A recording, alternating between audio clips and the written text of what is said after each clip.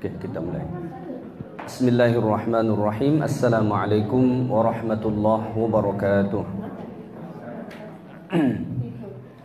Alhamdulillahi rabbil alamin, wassalatu wassalamu ala asyrafil mursalin sayyidina wa maulana Muhammadin wa ala alihi wa sahbihi ajma'in.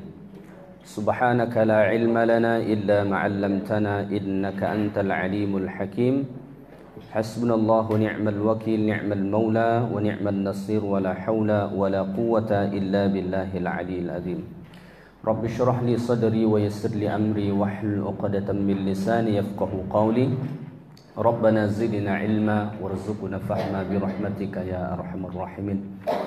Alhamdulillah, bersyukur kita pada Allah Subhanahu wa taala. Insyaallah pada pagi ini kita dapat lagi meneruskan kuliah kita Tafsir Juz Amma, yang mana pada hari ini insya-Allah kita akan membincangkan tafsir surah Al-Bayyinah. Sebelum ini kita surah Al-Alaq, tetapi kerana surah Al-Qadar pada bulan puasa yang lalu kita sudah kaji khas pada bulan Ramadan itu, maka hari ini insya-Allah kita akan teruskan surah yang ke-98 dalam Al-Quran, yaitu surah Al-Bayyinah. Okey. Surah Al-Bayyinah ini nama yang dituliskan dalam Quran, nama surah ini adalah surah Al-Bayyinah. Apa maksud Al-Bayyinah tu?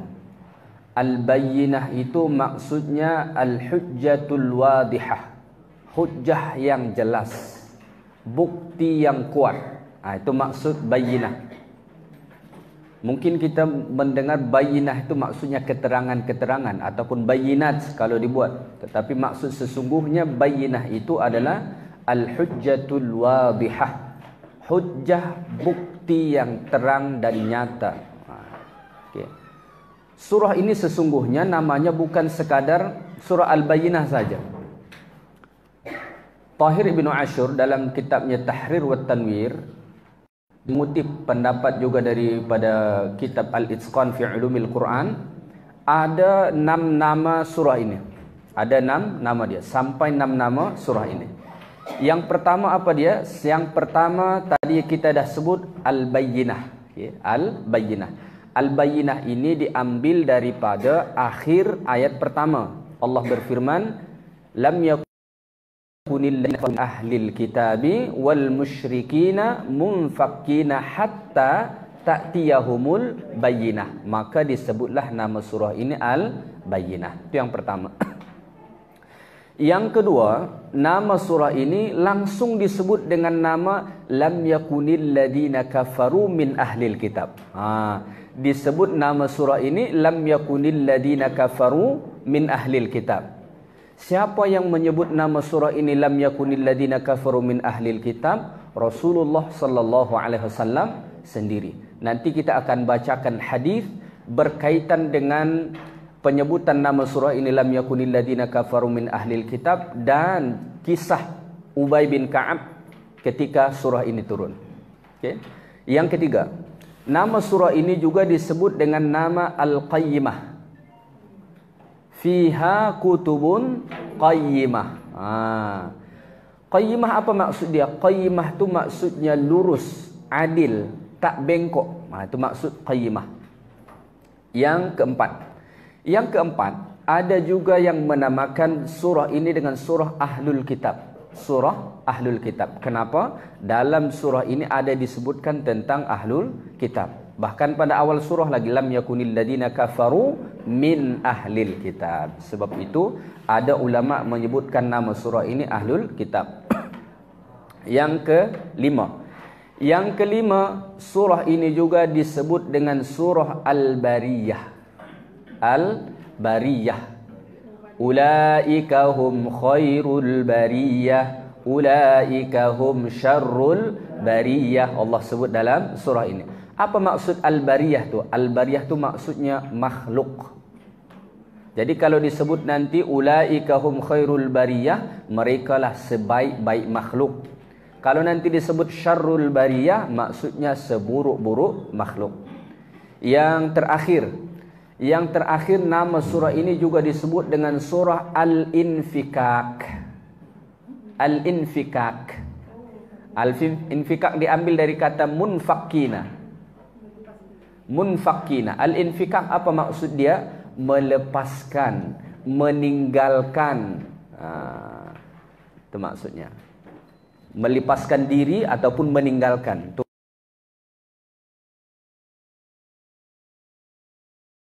maksud daripada infak. Musyrikina munfakina. So disebutlah nama surah ini juga Al-Infikak. Ada 6 nama surah ini. Ada 6 nama dia. Okey. Surah ini dibincangkan ulama. Ada khilaf dalam kalangan ulama. Ada menyebut nama surah ini ada yang mengkategorikan surah ini sebagai surah Makkiyah, ada juga yang mengkategorikan surah ini surah Madaniyah. Kalau dalam Quran dia tulis surah apa? Surah Madaniyah. Okey, betul. Ada pendapat memang mengatakan surah ini adalah surah Makkiyah. Ada. Termasuk ada yang bernama Ibnu Atiyah, dia menyebutkan surah ini bahagian daripada Makkiyah. Tetapi pendapat yang paling kuat adalah surah ini bahagian daripada surah Madaniyah. Bahagian daripada surah Madaniyah. Apa bukti dia kita kata itu pendapat yang paling kuat? Ada perbincangan ahlul kitab. Di Makkah tak ada orang ahlul kitab. Ahlul kitab tu ada di Madinah. Ada di Madinah. Di Madinah tu ada Yahudi, ada Nasrani. Di Makkah semua orang musyrik. Tak ada di situ ahlul kitab. Itu yang pertama. Yang kedua, surah ini turun ada kisah dengan sahabat Nabi yang bernama Ubay bin Ka'ab. Ubay bin Ka'ab ini dia orang mana? Orang Madinah, Al-Ansari, Al-Khazraji, Al-Ansari. So itu menjadi bukti bahawa surah Al-Bayyinah ini adalah surah Madaniyah, bukan surah Makkiyah. Okay. Maka Tahir bin Ashur menyebutkan, kalau ditengok daripada silsilah turun surah-surah dalam Quran, maka surah Al-Bayyinah ini turun nombor surah 101. 101. Maknanya lama ni baru turun, tetapi diletak di akhir Quran. Turun selepas surah At-Talaq dan sebelum surah Al-Hashr. Turun selepas surah At-Talaq dan sebelum surah Al-Hashr. Okay. Bahkan dia menyebutkan nazalat qabla ghazwati Bani Nadir. Surah ini turun sebelum peperangan terjadi dengan Bani Nadir yang ada di Madinah, iaitulah pada akhir tahun ketiga Hijrah ataupun awal daripada tahun keempat Hijrah. Sebab peperangan Bani Nadir itu berlaku pada bulan Rabiul Awal. Ini dah masuk, ini masih Safar kan. Rabiul Awal tu masih kita kata masih awal tahun lah kan. Muharram, Safar, Rabiul Awal kan. So itu sebab tu dia kata surah ini turun pada akhir tahun ketiga dan awal tahun keempat. Okey. Tadi kita sebutkan bahawa surah ini dia amat erat kaitan dia dengan seorang sahabat Nabi yang bernama Ubay bin Ka'ab. Ubay bin Ka'ab Al-Khazraji Al-Ansari, seorang sahabat Nabi yang luar biasa. Ini dikenal sahabat Nabi yang paling hebat dalam bidang Quran. Bacaan Quran dia luar biasa sehingga kan dipuji oleh Rasulullah sallallahu alaihi wasallam. Disebutkan dalam hadis, termasuk hadis riwayat Bukhari, riwayat Imam Muslim dan riwayat yang lain, bahawa apabila turun surah Al-Bayyinah ini antara keutamaan surah Al-Bayyinah juga, ketika Allah Ta'ala turunkan surah Al-Bayyinah ini melalui Jibril, Allah beritahu kepada Jibril, apa Allah kata kepada Jibril? Wahai Jibril, nanti apabila engkau dah sampaikan surah ini kepada Muhammad sallallahu alaihi wasallam, perintahkanlah dia supaya membacakan surah ini kepada Ubay bin Ka'ab.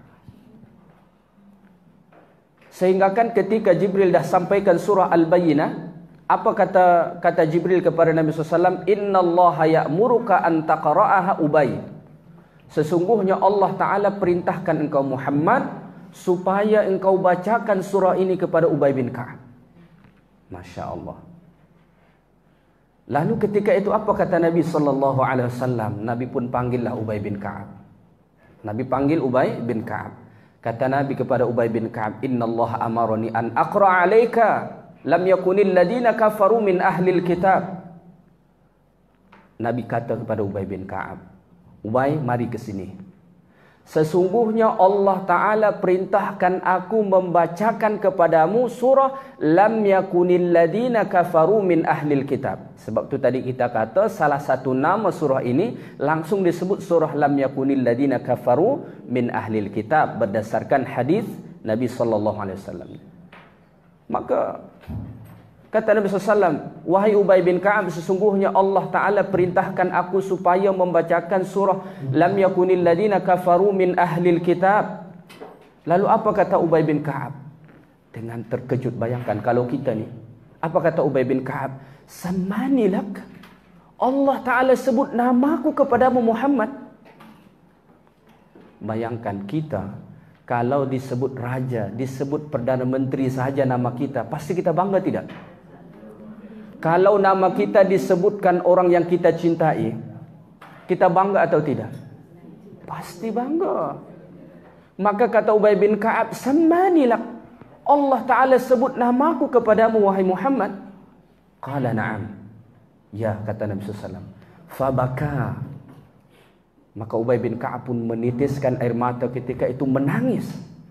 Bayangkan kalau nama kita disebutkan Allah Subhanahu wa Ta'ala. Bayangkan kalau nama kita disebutkan Allah kerana Allah sayang kepada kita. Masya Allah.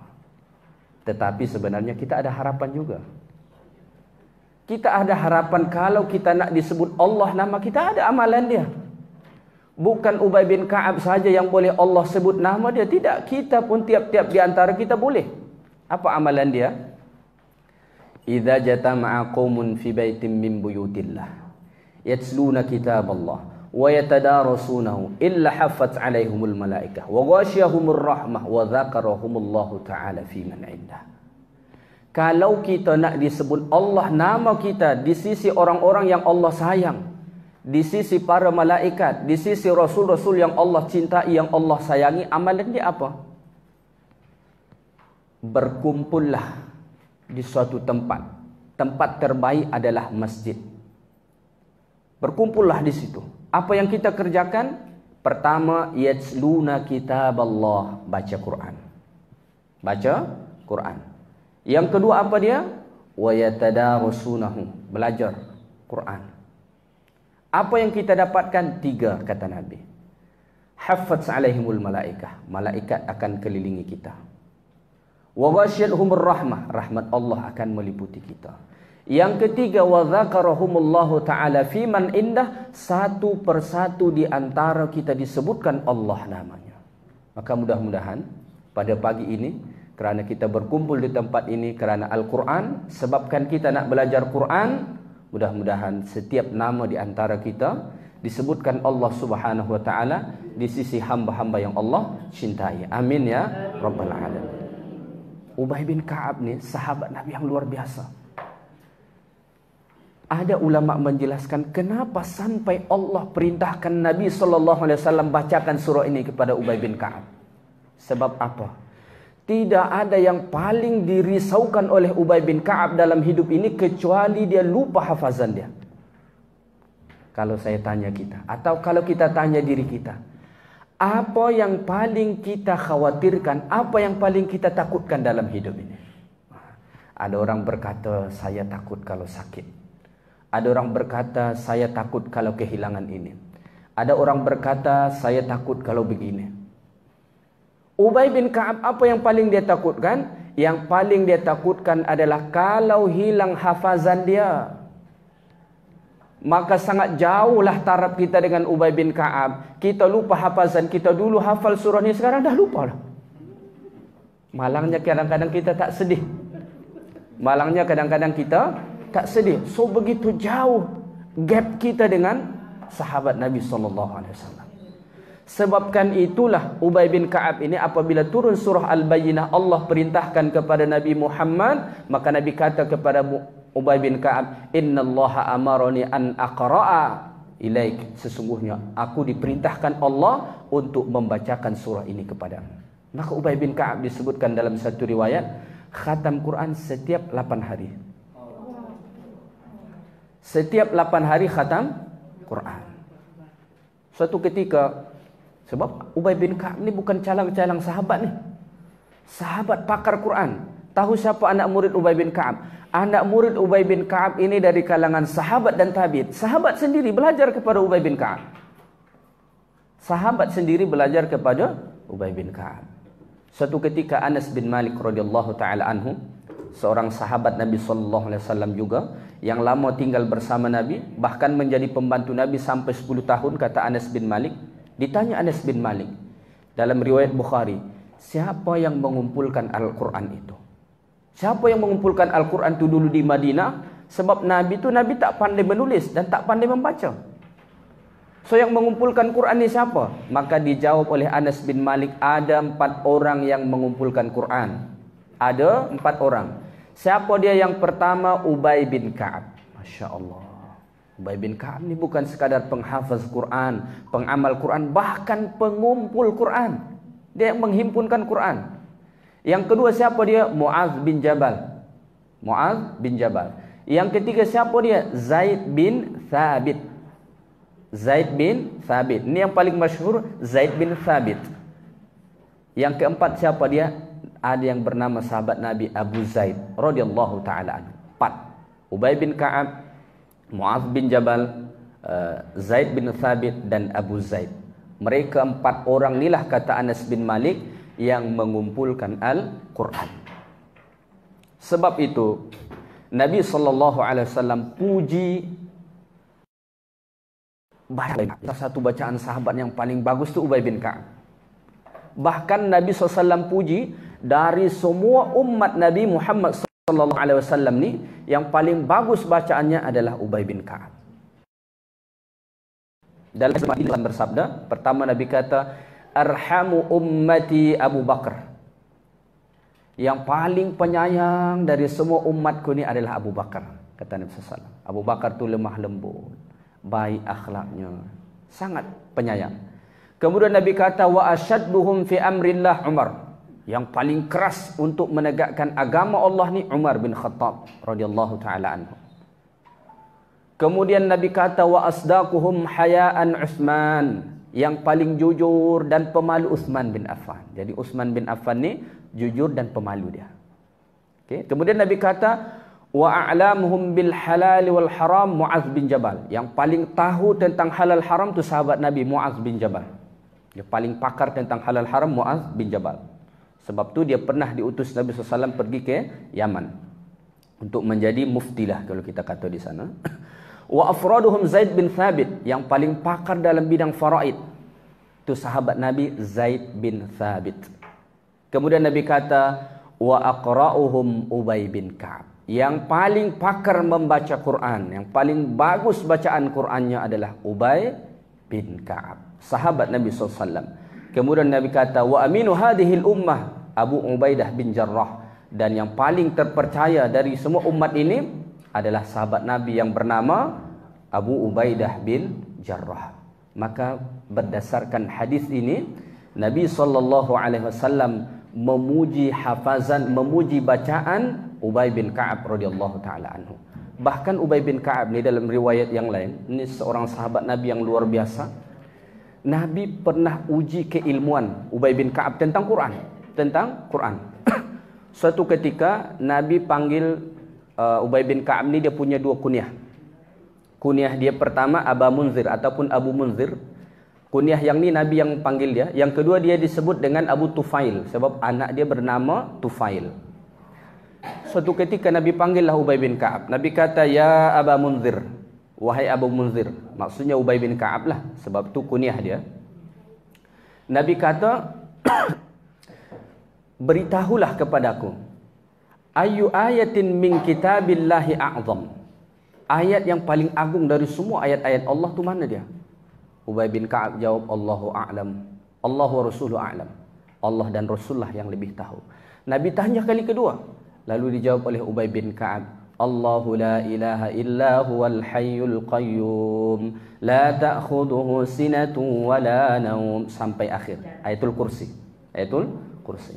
Lalu apa kata Ubay bin Ka'ab?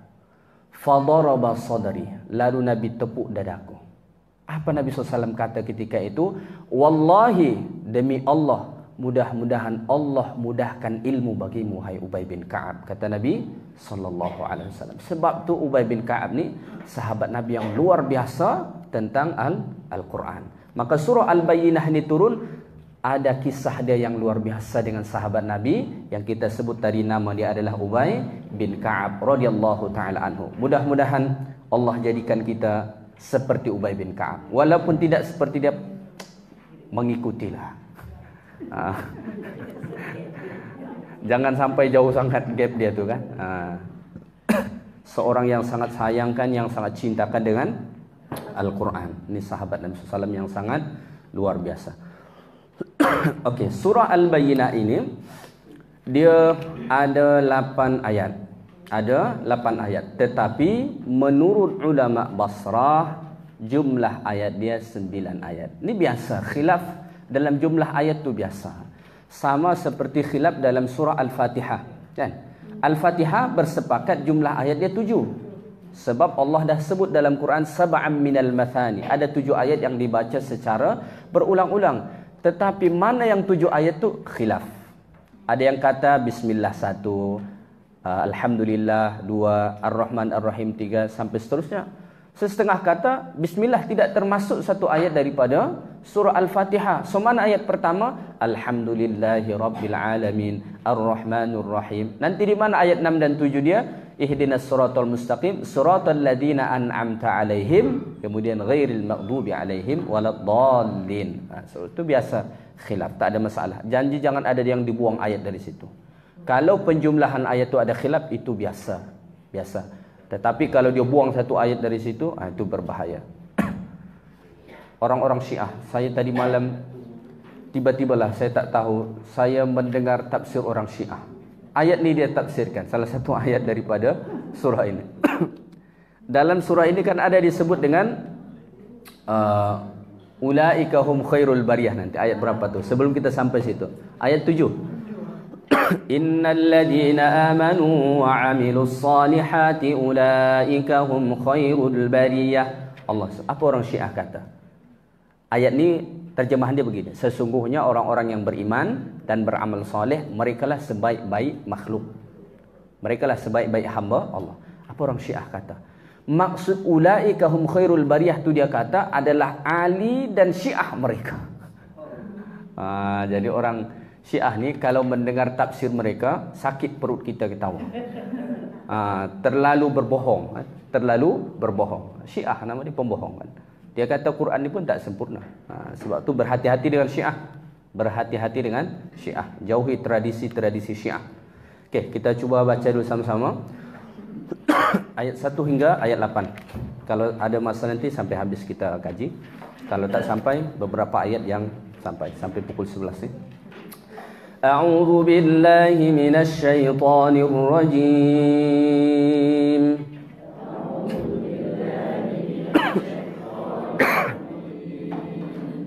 Bismillahirrahmanirrahim.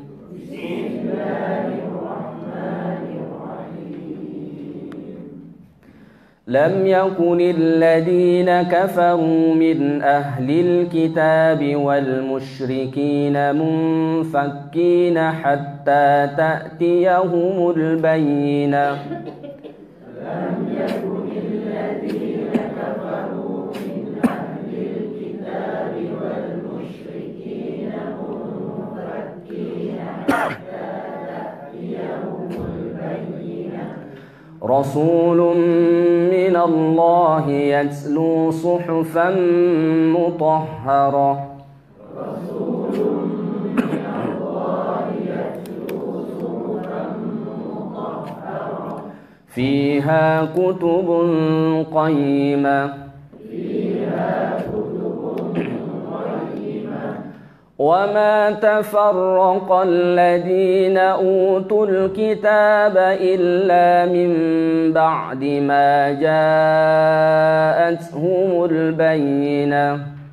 وما تفرق الذين أوتوا الكتاب إلا من بعد ما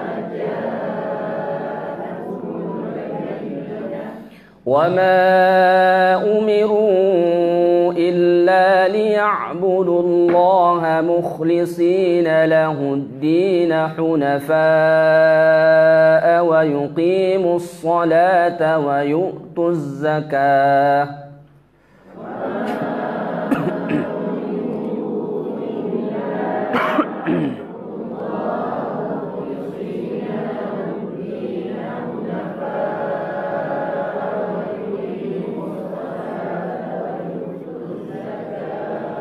وذلك دين القيمة إن الذين كفروا من أهل الكتاب والمشركين في نار جهنم خالدين فيها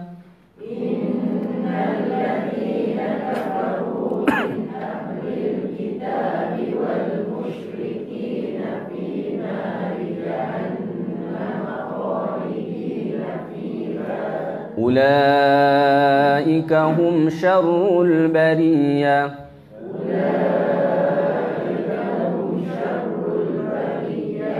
إن الذين آمنوا وعملوا الصالحات أولئك هم خير البرية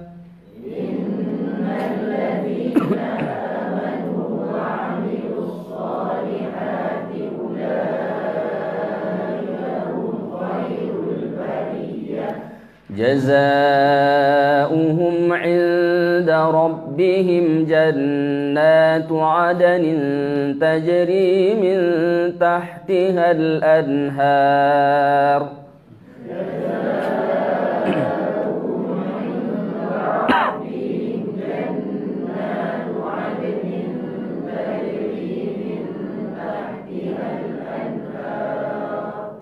خالدين فيها أبدا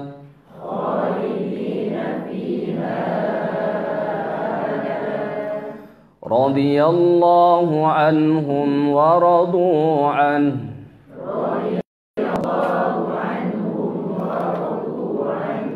ذلك لمن خشي ربه Dari 8 ayat ini ada 3 topik penting yang dibicarakan dalam surah ini. Yang pertama apa dia? Tentang ahlul kitab dan orang-orang musyrik dan kaitan dia dengan risalah kenabian Nabi Muhammad sallallahu alaihi wasallam. Itu yang pertama. Yang kedua nanti, topik yang kedua yang dibicarakan ialah tentang pentingnya ikhlas dalam melakukan amal ibadat ketaatan kepada Allah Subhanahu wa taala. Yang ketiga nanti akan diceritakan tentang 2 golongan manusia. Satu golongan yang su'ada nanti di akhirat, golongan mereka yang bahagia nanti di akhirat. Yang kedua ada nanti disebut golongan asyqiya, golongan yang celaka di akhirat, yang mendapat azab Allah Subhanahu wa taala. Kita tengok ayat pertama. A'udzu billahi minasyaitonir rajim. Lam yakunil ladina kafaru min ahlil kitabi wal musyrikina munfakkina hatta ta'tiyahumul bayyinah. Allah Ta'ala berfirman, orang-orang kafir dan orang-orang musyrik, orang-orang kafir dari golongan ahlul kitab dan orang-orang musyrik tidak akan meninggalkan agama mereka hatta ta'tiyahumul bayyinah, sehingga datang kepada mereka bukti yang nyata ataupun bukti yang jelas. Ayat ini menceritakan tentang ahlul kitab dan orang-orang musyrik. Oke, kita perhatikan firman Allah Subhanahu wa taala ini. Allah menyebutkan bahawa orang-orang kafir terdiri daripada 2. Okey, perhatikan firman Allah tu. Lam yakunil ladina kafaru min ahlil kitab wal musyrikin. Alladina kafaru yang Allah sebut pada ayat tu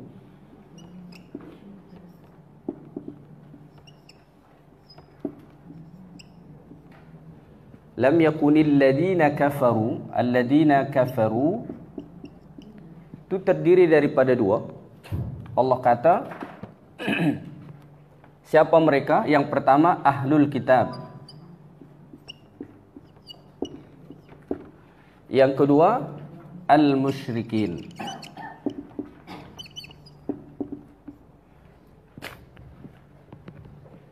Okay. Lam yakunil ladina kafaru, Allah kata tidak akan terjadi orang-orang kafir dan orang-orang musyrik dari kalangan orang ahlul kitab ini, orang-orang kafir dari kalangan ahlul kitab dan orang musyrik, munfakin. Okay. Yang dua golongan ini, okay, saya jelaskan dulu yang sedikit yang ini. Ahlul kitab ini simpel dia Yahudi, kemudian di Nasrani. Musyrik ini siapa dia? Musyrik ini hakikatnya semua yang mensyirikkan Allah. Tetapi kalau kita tengok tafsir, ini disebut abdatul awthan, orang yang menyembah berhala. Sebab zaman dahulu sebelum Nabi SAW datang, bentuk kemusyrikan itu ada dari kalangan ahlul kitab dan ada bentuk kemusyrikan seperti ini.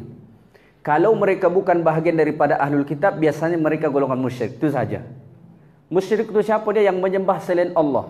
Dahulu ada yang menyembah Lata, ada yang menyembah Uzza, ada menyembah Manat, ada yang di Farsi dulu, ada yang menyembah api. So itu semua bahagian daripada kesyirikan.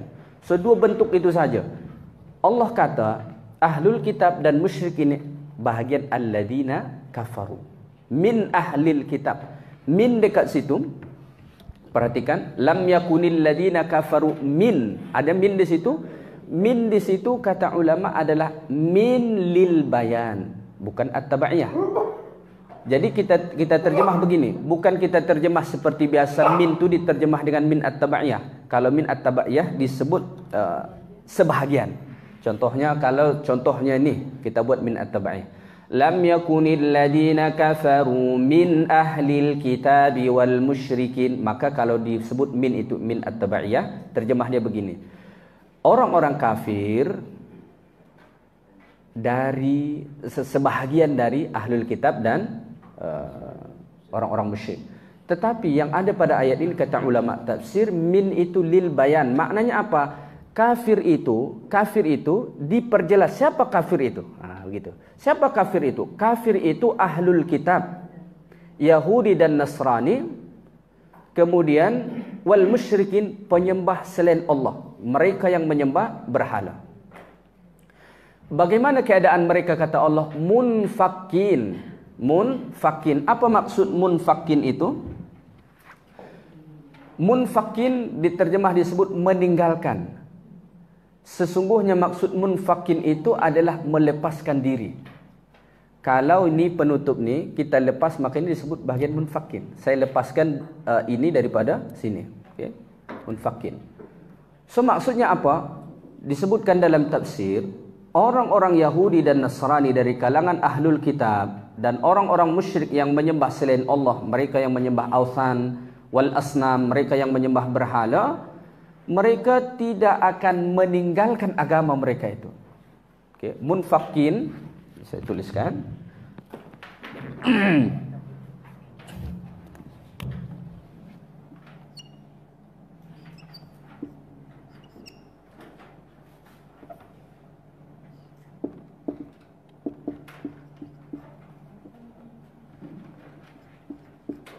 Okay. Munfakin ini, cuba perhatikan ayat tu.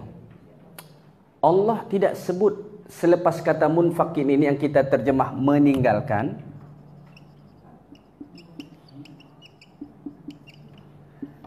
Dalam ayat ini tidak ada disebut meninggalkan apa. Kan? Tak ada disebut meninggalkan apa. Allah hanya sebut lam yakunil ladina kafaru min ahlil kitabi wal musyrikin munfakin. Hanya disebut hatta ta'tiyahumul bayyinah. Tak disebut apa yang mereka tinggalkan. Ulama tafsir menyebutkan, kenapa Allah tak sebut mereka tinggalkan apa? Sebab sudah maklum pada awal ayat itu disebut kafaru. Maksudnya yang mereka tak mahu meninggalkan itu kekufuran mereka, kesesatan mereka. Kesesatan mereka hatta ta'tiyahumul bayyinah, sehinggalah, hatta itu lil ghayah. Maknanya ada limit dia. Sampai bila orang ahlul kitab dan orang-orang musyrik yang mana mereka ini masuk kategori kafir, sampai bila mereka mempertahankan agama mereka itu, sampai bila mereka tidak mahu meninggalkan agama mereka, limit dia sampailah datang kepada mereka yang disebut bayyinah. Yang disebut bayyinah. Apa bayyinah itu? Itu yang tadi kita sebut al-hujjatul wadihah, hujjah yang nyata, keterangan yang jelas. Keterangan yang jelas. Simpelnya nanti akan ditafsirkan ayat berikutnya, itu Rasulullah dan Al-Quran. Ayat ini memberitahu kepada kita apa? Ayat ini sesungguhnya memberitahu kepada kita, yang pertama, Allah Ta'ala memberitahu bahwa orang-orang ahlul kitab dan orang-orang musyrik itu begitu kuat keyakinan mereka terhadap agama mereka itu. Begitu kuat keyakinan mereka terhadap agama mereka, sehingga kan tak akan pernah mereka tinggalkan kekufuran mereka itu, kesesatan mereka itu. Tak pernah akan mereka tinggalkan. Yang kedua, apa yang kita faham, Rasul itu diutus Allah, bayyinah itu datang daripada Allah, penjelasan itu datang daripada Allah, adalah untuk mengakhiri segala kesesatan dan kekufuran. Sehingga kan Allah kata, orang-orang kafir dari kalangan ahlul kitab dan orang-orang musyrik, mereka hanya akan meninggalkan agama mereka itu, hanya akan meninggalkan kekufuran, kesesatan mereka itu apabila sudah datang kepada mereka bayyinah. Apabila sudah datang mereka kepada mereka bayyinah. Itu saja. Okey. Siapa ahlul kitab tu? Simple dia inilah, Yahudi dan Nasrani saja. Tak payah kita panjangkan. Okey. Kita tengok ayat berikutnya. Ayat berikutnya Allah Subhanahu wa taala sebut, Rasulun minallahi yatlu suhufan mutahharah, yaitu seorang rasul dari Allah, yaitu Nabi Muhammad SAW, yatlu, yang membacakan, suhufan, suhufan itu lembaran-lembaran, mutahharah yang suci. Tadi di sini disebutkan pada ayat 1 itu bahwa orang-orang kafir ini yang terdiri daripada ahlul kitab dan orang musyrik, mereka tidak akan pernah meninggalkan agama mereka, meninggalkan kekufuran mereka, kesesatan mereka, sehingga kan datang yang kita sebut tadi al-bayyinah. Al-bayyinah ini tadi kita jadikan nama surah ini kan. Ayat 2 itu Allah kata Rasulun minallahi yatlu suhufan mutahharah. Siapa bayyinah yang dimaksudkan tu? Apa bayyinah yang Allah maksudkan? Ini disebut tafsir ayah bil ayah. Ayat ditafsirkan ayat berikutnya. Maka kata Rasul yang ada pada ayat 2 itu disebut sebagai badal, pengganti daripada bayyinah. So yang dimaksudkan bukti yang nyata yang akan datang itu, al-hujjatul wadihah yang akan datang itu, bayyinah itu maksudnya adalah Rasul Nabi Muhammad sallallahu alaihi wasallam. Jadi orang-orang kafir yang terdiri daripada ahlul kitab dan orang-orang musyrik, mereka tidak akan pernah meninggalkan kekafiran mereka, kesesatan mereka, sehinggakanlah datang al-bayyinah, yaitu Rasulullah sallallahu alaihi wasallam. Kalau Rasulullah tak datang, selepas Isa, jarak Isa dengan Nabi Muhammad SAW lebih kurang 500 tahun. Kalau Nabi Muhammad SAW tak datang, maka Yahudi itu, Nasrani itu, mereka akan tetap menyembah kufur kepada Allah Subhanahu wa taala. Tapi sekarang masih kufur juga. Nanti kita bincangkan ayat berikutnya. Okay? Orang-orang musyrik yang menyembah berhala, kalau tak datang Nabi Muhammad SAW, mereka tidak akan pernah meninggalkan kesyirikan itu. Tak akan pernah. Sebab itulah Nabi SAW itu, وَمَا أَرْسَلْنَاكَ إِلَّا رَحْمَةً لِلْعَالَمِينَ. Rasul itu diutus Allah rahmat bagi kita. Bayangkan kalau tak ada Rasulullah, orang Yahudi, orang Nasrani, orang musyrik, bahkan kita mungkin tidak akan pernah kenal mana yang hak, mana yang batil. Tapi sekarang muncul konsep rahmatan lil alamin. Tapi rahmatan lil alamin sekarang ini kadang-kadang rahmatan liberal. Kenapa? Dibuang arsalnaka. Kalau nak tahu konsep rahmatan lil alamin itu, jangan buang firman Allah, wa ma arsalnaka. Sekarang sudah dibuat konsep rahmatan lil alamin. So, semua mesti rahmat, mesti kasih sayang, mesti begini. Kadang-kadang kita tengok faham yang disebarkan itu sesungguhnya liberal. Kalau kita nak jadikan Islam ni rahmatan lil alamin, jangan tinggalkan wa ma arsalnaka. Ka itu siapa? Muhammad sallallahu alaihi wasallam. Figur yang telah mencontohkan Islam rahmatan lil alamin tu Muhammad sallallahu alaihi wasallam. So kena rujuk dia. Kena rujuk dia. Maka saya membantah sebetulnya istilah Islam rahmatan lil alamin itu, saya kata tak ada. Yang ada Nabi rahmatan lil alamin. Tidak pernah Allah sebut dalam Quran Islam rahmatan lil alamin. Tak pernah. Dalam hadis pun tak pernah disebut Islam rahmatan. Tak ada. Yang ada Nabiur Rahmah, Nabi rahmat ada. Wa ma arsalnaka illa rahmatan lil alamin. Nabi yang diutus Allah sebagai rahmat ke seluruh alam ada. Sebab itu kalau nak mengamalkan konsep rahmatan lil alamin itu, kita kena rujuk Nabi Muhammad sallallahu alaihi wasallam. Jadi Nabi Muhammad itu sebagai rahmat. Kalau Nabi Muhammad tak datang, maka kita tak akan pernah kenal mana yang baik dan mana yang buruk. Okey, kita perhatikan ayat ini.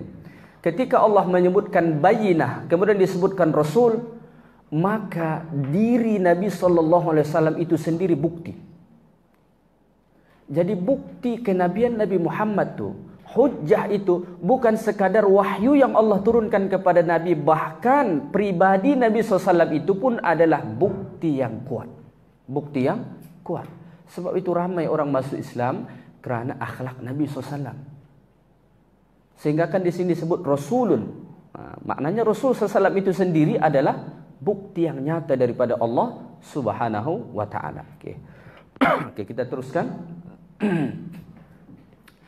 Kemudian Allah kata Rasulun minallah, Rasul daripada Allah. Maknanya Nabi Muhammad itu diangkat menjadi Rasul bukan kerana diri dia sendiri, bukan kerana dia mengaku-ngaku, tidak. Rasulun minallah, itu daripada Allah Subhanahu wa ta'ala. Jangan kita pertikai kenapa mesti Muhammad.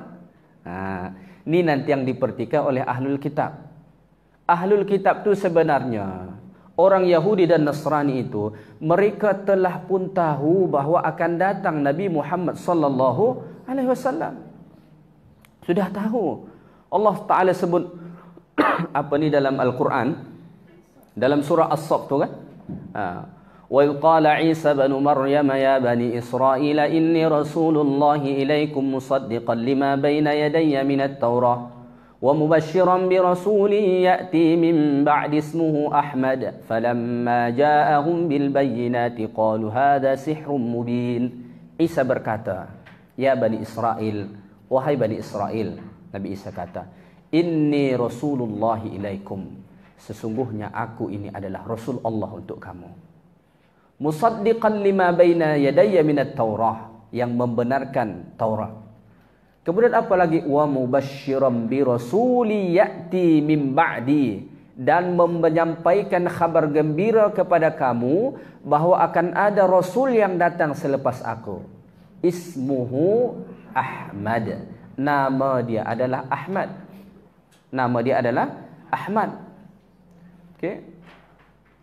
Falamma ja'ahum bil bayyinat, ketika nanti dia sudah datang, Allah kata ketika Nabi SAW ini sudah diutus Allah kepada mereka, qalu, mereka pun kata hada sihrun mubin. Apa yang dibawa Muhammad ini adalah sihir. Mereka tak percaya. Orang-orang Ahmadiyah, orang-orang Qadian, mereka ambil satu ayat ini saja. So dia kata dalam ayat ini disebut Ahmad. So Nabi itu bukan Muhammad, akan ada datang siapa dia? Mirza Ghulam Ahmad, dia kata. Dia tidak tahu apa yang Allah sebut dalam Injil dan Taurat itu bukan tentang nama saja, tidak. Tetapi juga Allah bagi tahu dalam Taurat dan Injil ciri-ciri detail Nabi SAW.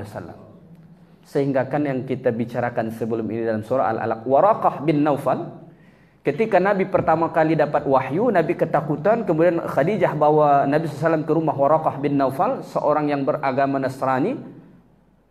Ketika Waraqah bin Naufal jumpa Nabi, Waraqah tanya Nabi, Waraqah dah tahu dah ini seorang Nabi. Dalam hadis itu disebutkan tidak pernah Waraqah tanya, "Masmuk?" Siapa namamu? Tak pernah.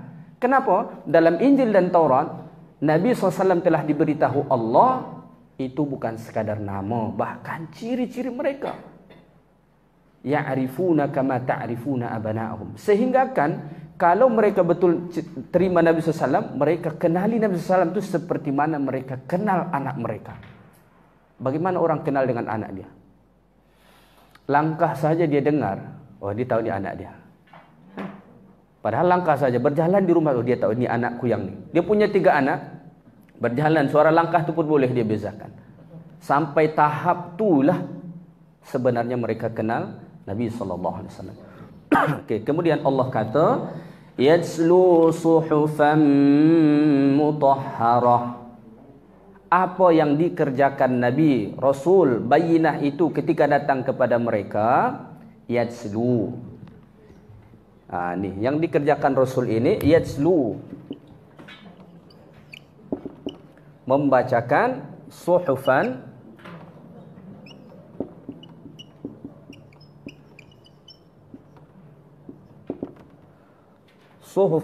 mutahharah.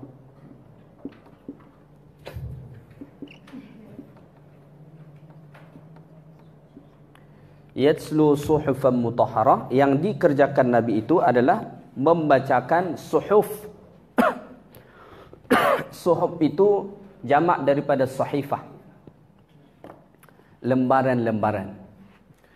Apa yang dimaksudkan daripada ayat Allah Subhanahu wa taala ini? Yaqra'u alaihim suhufan. Nabi SAW bacakan kepada mereka Quran. Tetapi maksud membaca dekat sini bukanlah Nabi membacakan Quran begini kepada mereka, tidak. Lalu bagaimana Nabi SAW membacakan Quran itu? Disebutkan dalam tafsir, mana dia? Ala zahri qalbi. Nabi baca itu dari hati Nabi SAW. Sebab Nabi tak pandai membaca dan tak pandai menulis. Li'anna Nabi SAW ummiyun.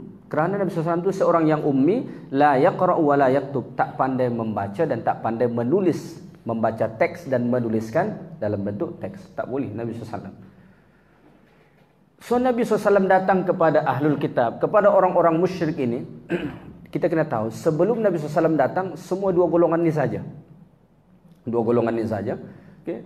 Apabila Nabi SAW datang kepada mereka, Nabi SAW sendiri tadi disebut bayyinah sebagai bukti. Yang kedua apa yang Nabi kerjakan? Yatslu suhufan mutahharah. Nabi menyampaikan dakwah kepada mereka.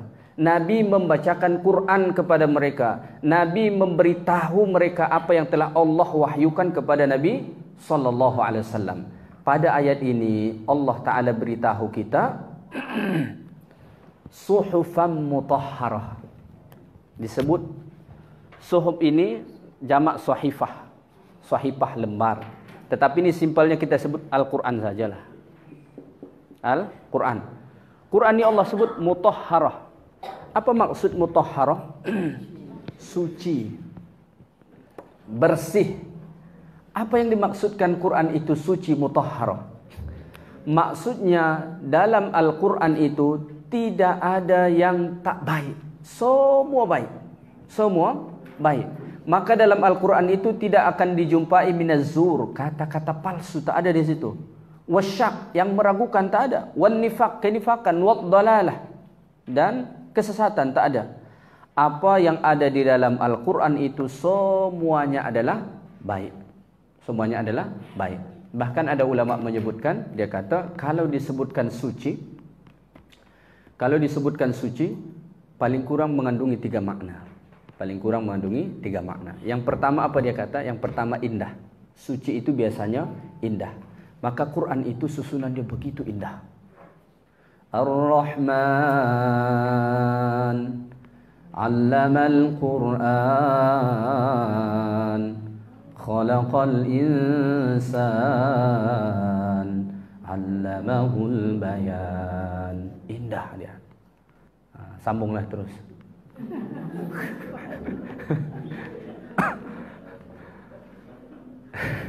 Yang pertama dia indah.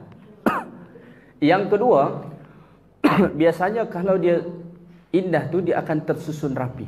Quran dia begitu tersusun rapi. Secara tertib dia. Walaupun Quran diturunkan Allah Al-Alaq pertama, kemudian ayat terakhir terdapat dalam surah Al-Baqarah. Surah pertama turun Allah letak di akhir, sedangkan surah yang terakhir turun diletak pada surah yang kedua, boleh kita kata pada awal Quran. Tetapi kalau kita kaji Quran itu begitu sistematik dia. Begitu sistematik Allah Ta'ala buat. Siapa yang menyusun itu? Allah Subhanahu wa Ta'ala. Sehingga kan satu ayat per satu ayat itu saling sambung menyambung. Satu surah dengan surah berikutnya saling berkaitan. Luar biasa. Kemudian yang ketiga, kalau disebut mutahharah, maksudnya adalah dia mengandungi hukum yang adil. Mengandungi hukum yang adil. Ini yang banyak dipertikai golongan feminis. Golongan feminis, mereka kata pentafsiran ataupun bahkan disebut dalam Quran secara tekstual tu tidak berlaku adil, khususnya kepada perempuan. Okay. Tetapi hakikatnya Quran semua adalah adil. Okay. Berlaku adil sesuai dengan perspektif Al-Quran. Jadi adil itu bukan perspektif kita, perspektif Al-Quran, bukan menurut kita tetapi menurut Allah Subhanahu wa Ta'ala. Okay. Kemudian Allah kata yatslu suhufan mutahharah. Jadi tugas Nabi SAW itu membacakan Al-Quran itu kepada mereka yang mana Allah sebutkan Quran itu mutahharah, suci. Apa ni disebut Allah dalam dalam Al-Quran tu, dalam surah apa dia?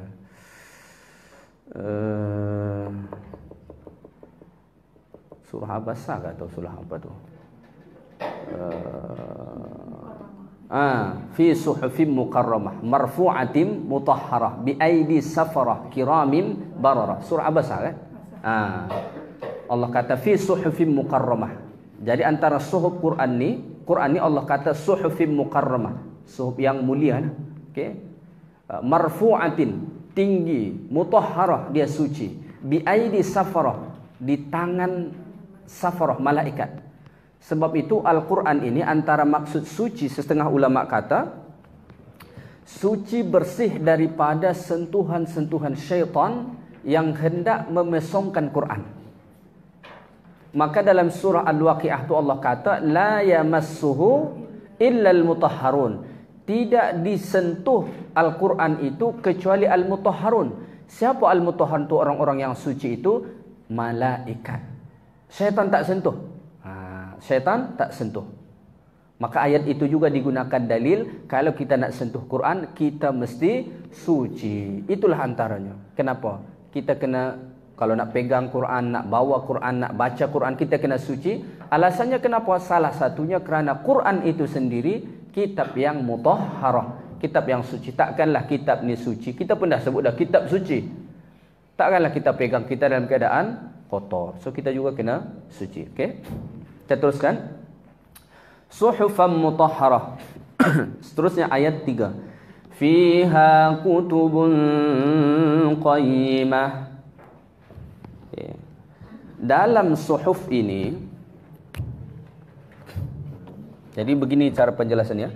Dalam suhuf ini, yang kita kata tadi Quran itu ada kutubun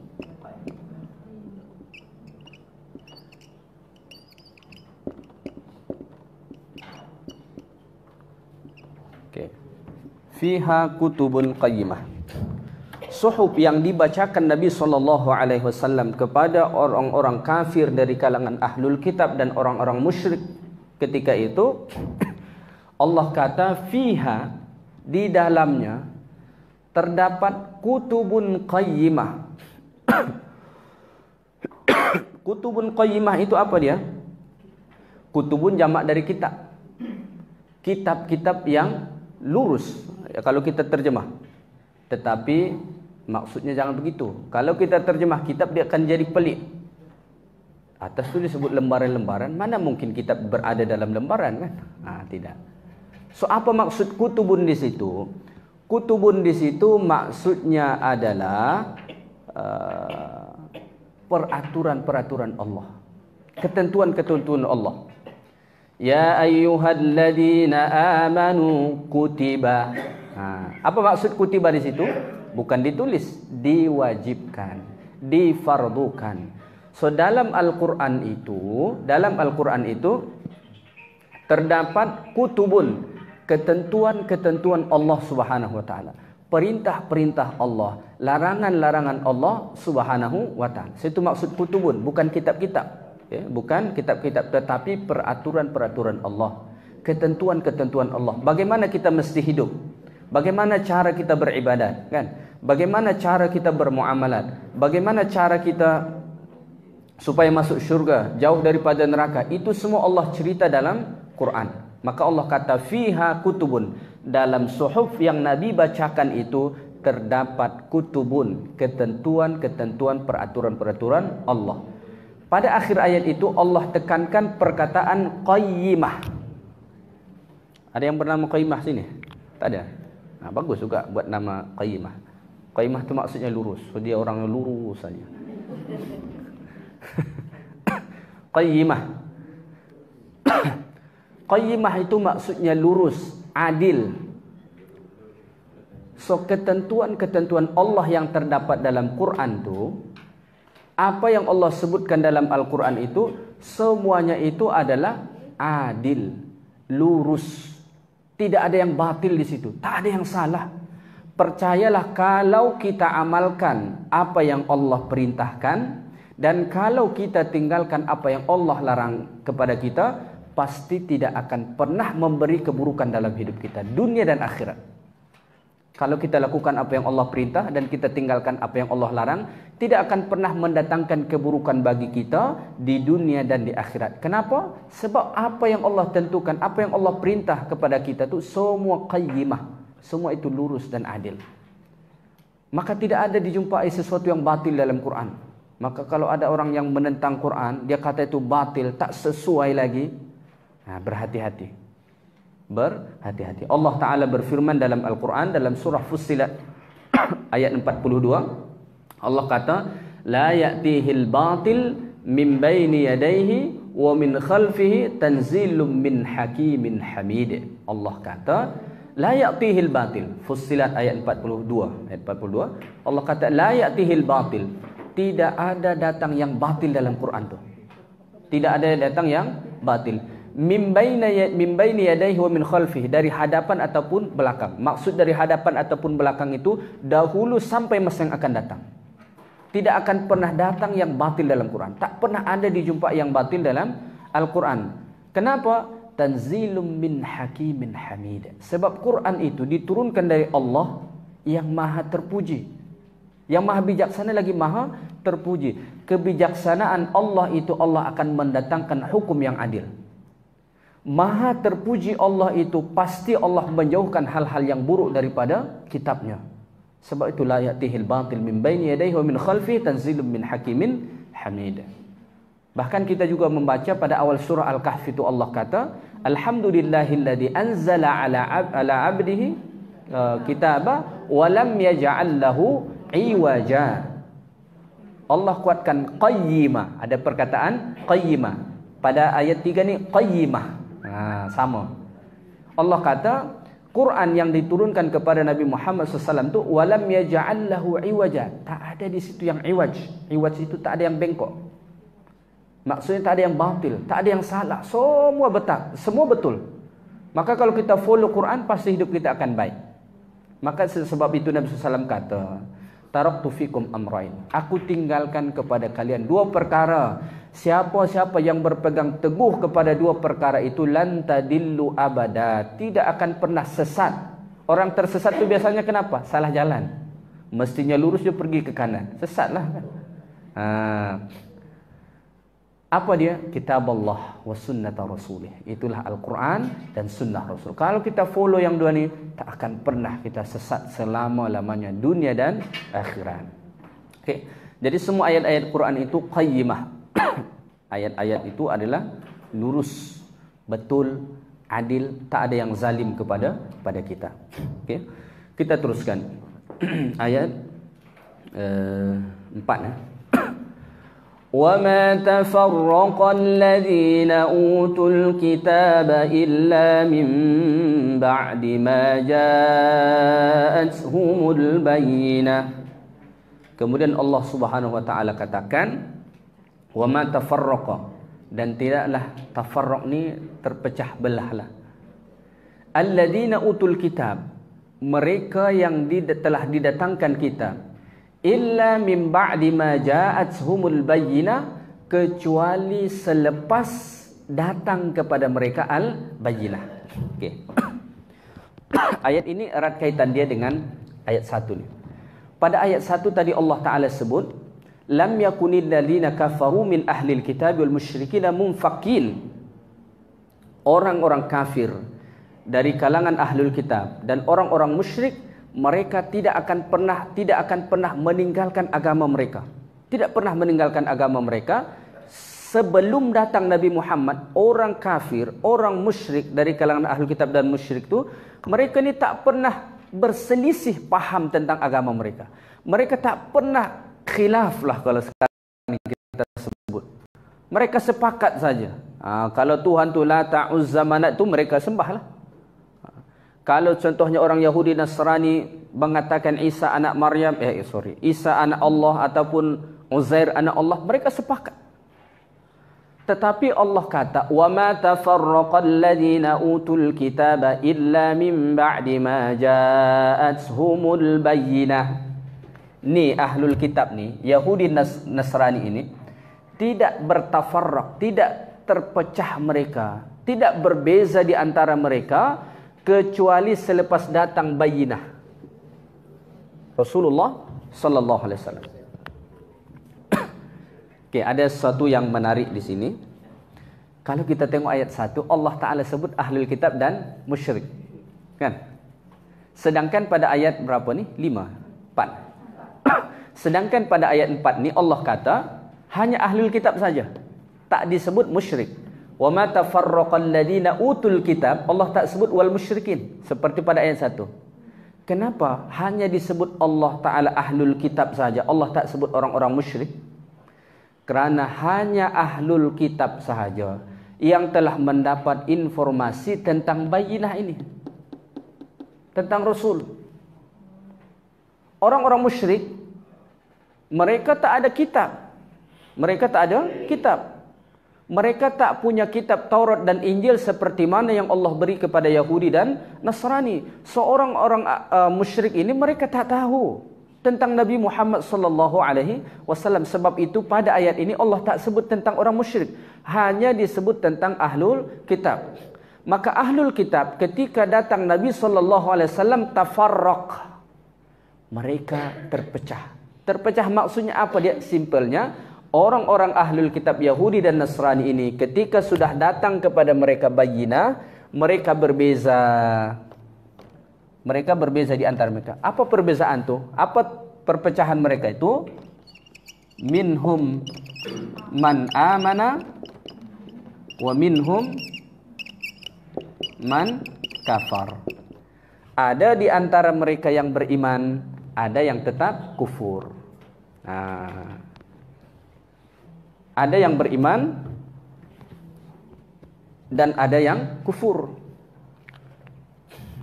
Pada ayat 1 Allah beritahu orang-orang musyrik, orang-orang kafir dari kalangan ahlul kitab dan orang musyrik tidak akan pernah meninggalkan agama mereka sehingga datang bayyinah Rasulullah SAW.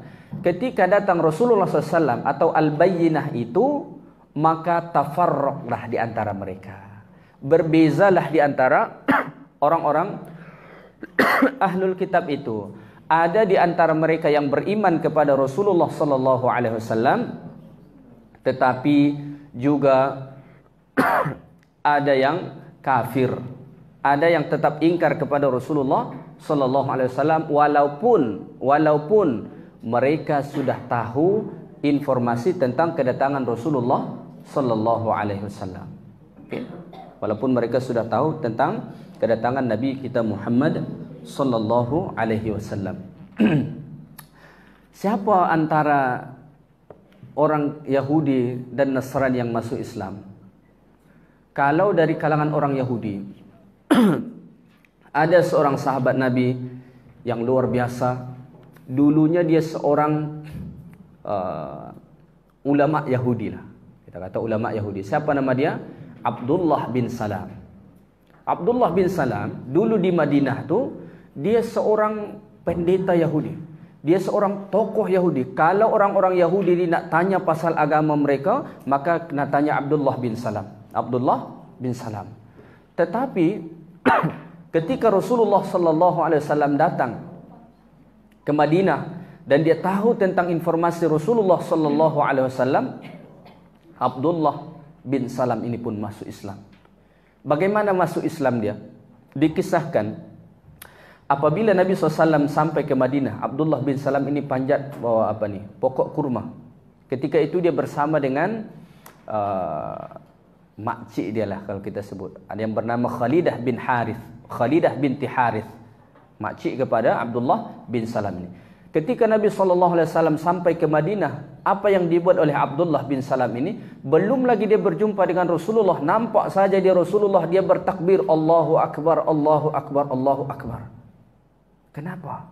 Dia sudah membaca dalam Taurat dia. Sebab dahulu sebelum Nabi SAW memang sudah ada tahrif tabdil, dah pemesongan, penukaran dalam Taurat dan Injil, tetapi belum seteruk selepas Nabi SAW. Masih adalah kita kata mungkin dalam 90% yang original. Selepas Nabi semakin teruk. Sebab itu Waraqah bin Naufal, seorang ulama Nasrani juga, tahu tentang Nabi. Maknanya kitab yang dia pegang tu masih original. Kan? Tetapi selepas itu barulah banyak perubahan, semakin banyak perubahan sampailah sekarang ni. So Abdullah bin Salam ni dia masuk Islam.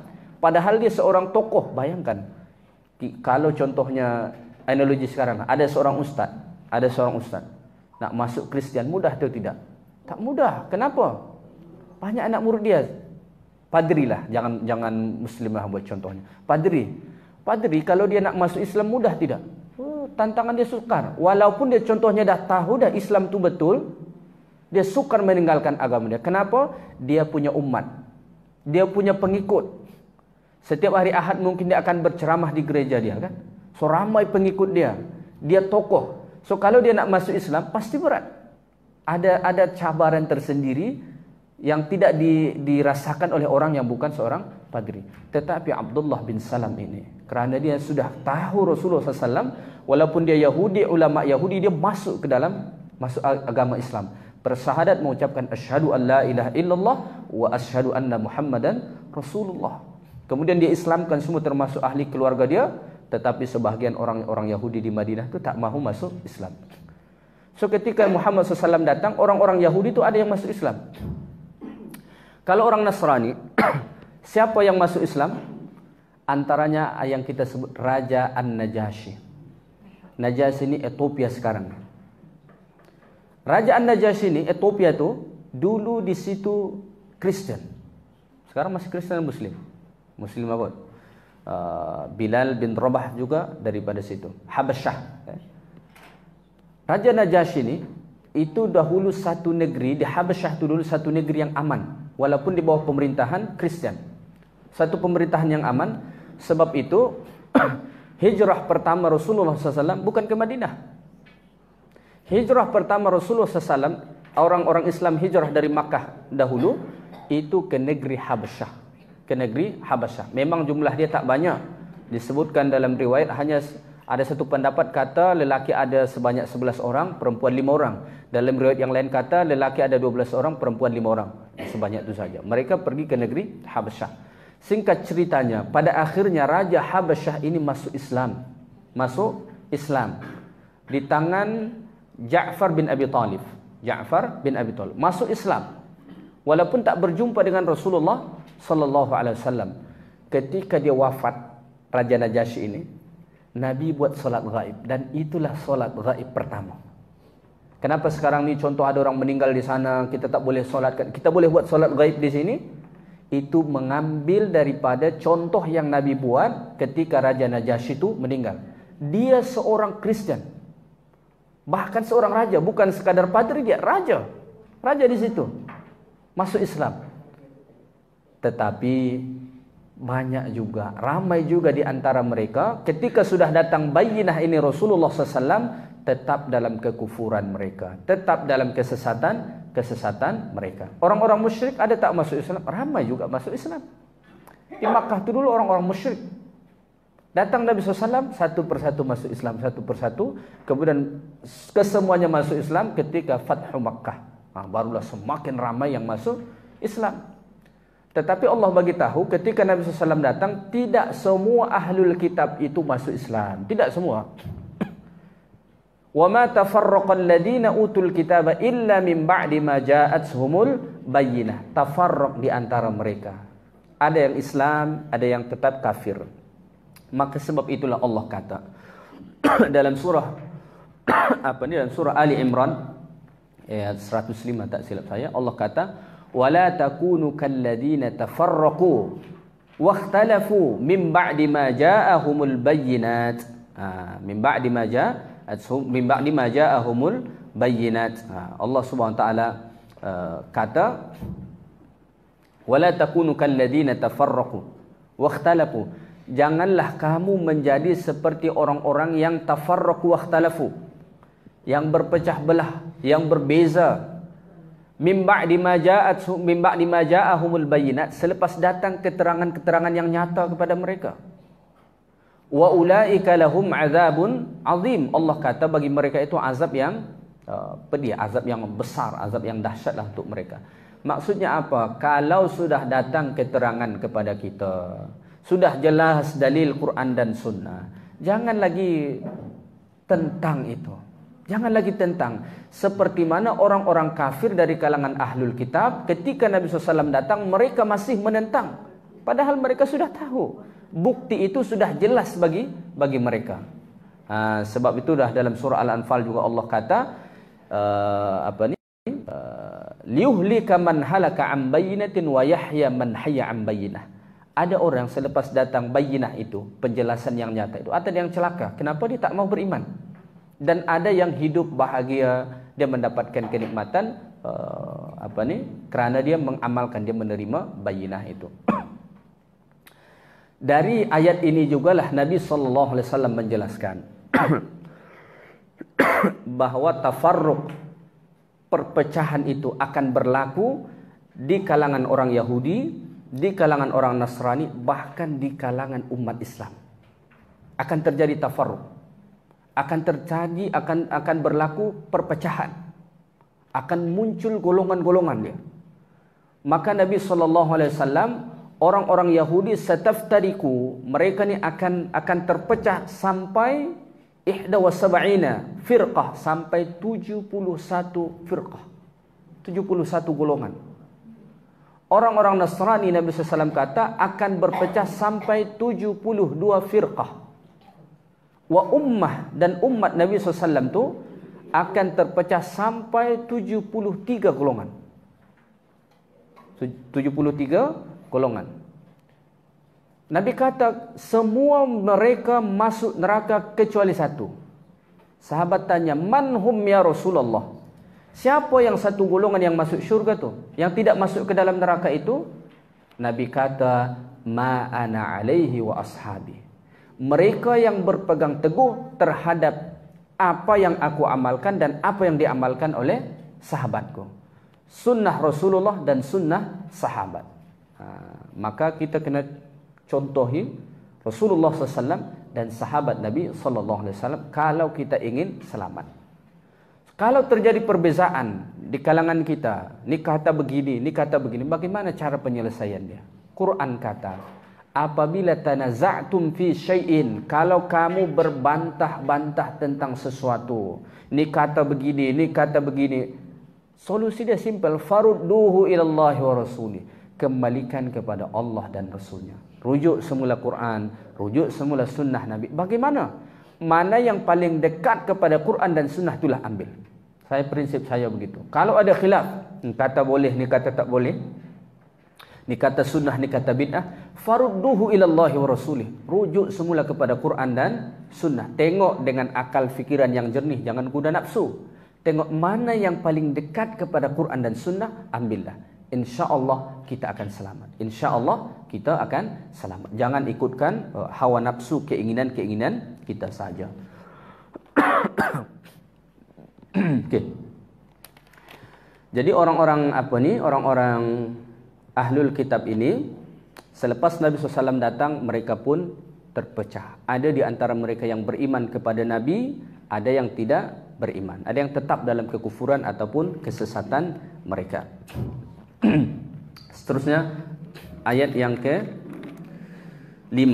Allah berfirman, وَمَا أُمِرُوا إِلَّا لِيَعْبُدُوا اللَّهَ مُخْلِصِينَ لَهُ الدِّينَ حُنَفَاءَ وَيُقِيمُوا الصَّلَاةَ وَيُؤْتُوا الزَّكَاةَ وَذَلِكَ دِينُ الْقَيِّمَةِ.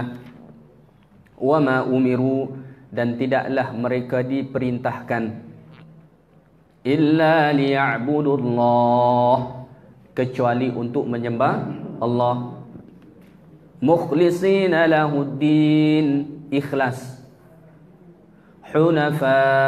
Apa maksud hunafa? Dia buat terjemahan lurus. Nanti kita bincangkan apa maksud hunafa.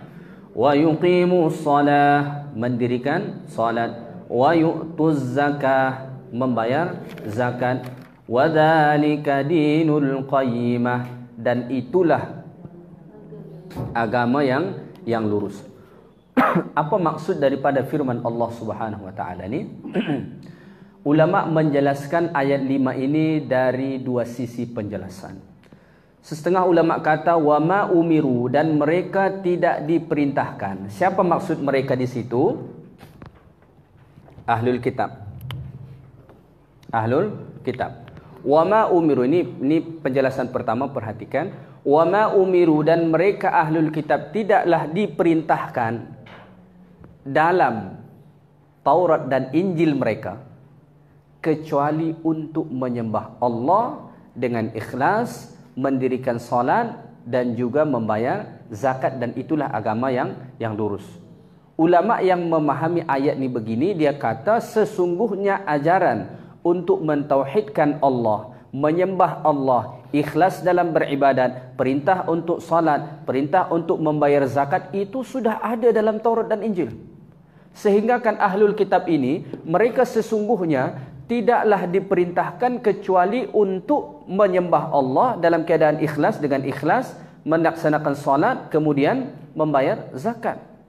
Tetapi mereka masih tetap ada yang kufur, padahal mereka tidak diperintahkan untuk melakukan sesuatu yang pelik. Apa yang diperintahkan itu adalah baik. Itu satu pendapat.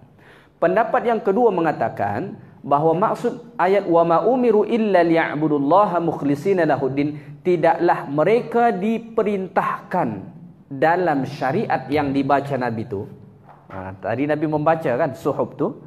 Tidaklah mereka ahlul kitab diperintahkan dari suhuf yang dibacakan oleh Nabi sallallahu alaihi wasallam ni kecuali untuk menyembah Allah ikhlas, kemudian hunafa, nanti saya jelaskan satu persatu, kemudian mendirikan salat, kemudian untuk membayar zakat. Pada akhir ayat itu Allah kata wa dzalika dinul qayyimah, itulah dia agama yang lurus, itulah dia agama yang betul. Jadi apa yang diperintahkan itu, dan ini bahagian daripada kesolehan seseorang tu, Allah sebut pada ayat itu, ayat 5 tu, mereka diperintahkan beberapa perkara. Wa ma umiru, dan mereka tidaklah diperintahkan ahlul kitab ini. Di sini musyrik dah tak disebut dah. Bagi yang Islam tu dia dah termasuk dah. Mereka tidak diperintahkan kecuali yang pertama satu, mukhlisin.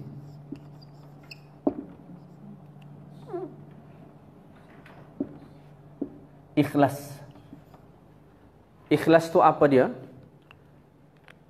Melakukan satu amalan liwajahillah, hanya untuk mendapatkan redha Allah Subhanahu wa taala. Itu ikhlas. Disebut amalan yang ikhlas tu apabila seseorang dia kerjakan satu amalan, memang saya buat ini hanya untuk Allah. Bukan ada niat yang lain untuk menunjuk ataupun supaya orang memuji, tidak. Hanya dilakukan untuk Allah, itu ikhlas. Dan ini salah satu syarat supaya disebut amal soleh. Nanti selepas ini akan datang penjelasan innal ladzina amanu wa amilus shalihat. Okey. Pertama ikhlas. Yang kedua Allah kata hunafa. Ini yang saya tahu tadi. Hunafa. Kalau di terjemahan Quran dia sebut lurus. Sesungguhnya maksud hunafa itu bukan lurus. Hunafa berasal daripada kata hanif. Hanifan musliman wa ma ana minal musyrikin. Apa dia hanif ataupun hunafa itu? Maksudnya secara bahasa ialah al-mail. Al-mail itu apa? Dia cenderung. Cenderung kepada kebaikan. Apa bahasanya? Cenderung, boleh faham kan? Cenderung kepada kebaikan. Contohnya begini. Ini ada A, ini B. Dia di tengah. Ini kita kata baiklah yang ni. Yang B ni buruk. Contohnya, ini analogi supaya faham hunafa tu. Ini hunafa tu inilah dia. Hunafa tu ni. Ni ada A ni baik, B ni tak baik. Yang disebut hunafa itu dia sentiasa cenderung kepada kebaikan. Dia tak cenderung ke sini. Itu yang disebut dengan hunafa. Jadi diperintahkan kita dalam kitab tu, ataupun ahlul kitab ini diperintahkan dalam Al-Quran itu, bahkan dalam kitab-kitab mereka sebelumnya Taurat dan Injil, itu supaya sentiasa cenderung kepada kebaikan-kebaikan. Tak pernah pun diarahkan untuk keburukan. Sesemua apa yang diperintahkan Allah itu semua mengarahkan kepada kebaikan. Tak ada keburukan. Tak ada kepada keburukan. Semua mengarah kepada kebaikan. Okey, kemudian hunafa'a wa yuqimus salah. Yang ketiga, mendirikan salat. Mereka diperintahkan untuk mendirikan salat.